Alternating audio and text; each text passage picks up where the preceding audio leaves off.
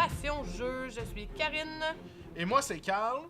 Puis aujourd'hui, on a l'intention de vous parler de SOS Dino, un jeu 7 ans et plus pour enfants. C'est coopératif, c'est de 1 à 4 joueurs, donc votre enfant peut jouer seul. Et une partie dure à peu près 25 minutes, donc c'est vraiment pas long, ils n'ont pas le temps de s'écœurer. Ici, on a le plateau mode avancé parce qu'on a rajouté les feuilles. Parce que sinon, d'habitude, t'as juste les rochers. Donc, la façon que ça marche, ce petit jeu-là, c'est qu'à tour de rôle, on va piocher dans le sac une petite tuile volcan qui va nous dire c'est quel volcan qui... non, pas ça. Ça, c'est une météorite. Ça, c'est une météorite. Si vous remarquez, sur la météorite, il y a un symbole, puis il y a exactement le même symbole sur le plateau ici, caché par le volcan, fait que vous le voyez pas. Mais sinon, on a différents symboles sur le plateau. On va venir mettre la tuile ici. Et maintenant, ça devient un obstacle. Et sur chaque tuile ici, on a l'action que ça nous permet de faire. Dans le cas présent, ça va être un dinosaure qui se déplace de 2. Donc, je déplace un dinosaure de 2. Donc ici, vous le voyez pas, mais il y a un 9.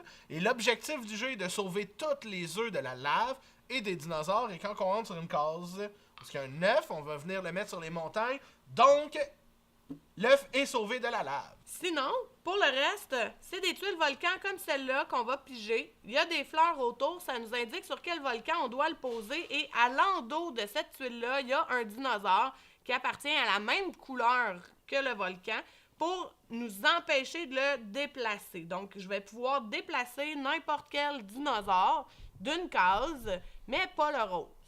Fait que je place ma tuile ici. Non. Ah non, c'est ici. Excusez. Oui. Et là, je peux déplacer n'importe quel dinosaure, sauf le rose qui est en jeu. Donc, je vais déplacer, par exemple, celui-là ici. On joue comme ça à tour de rôle.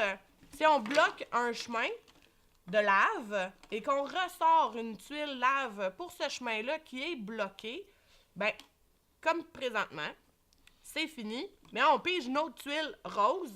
Ben, à ce moment-là, on explose le volcan.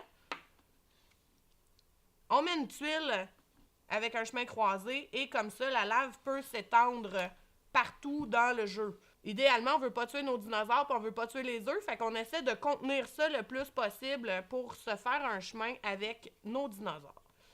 C'est un super beau jeu. Sincèrement, là, les pièces du jeu sont vraiment belles et tout.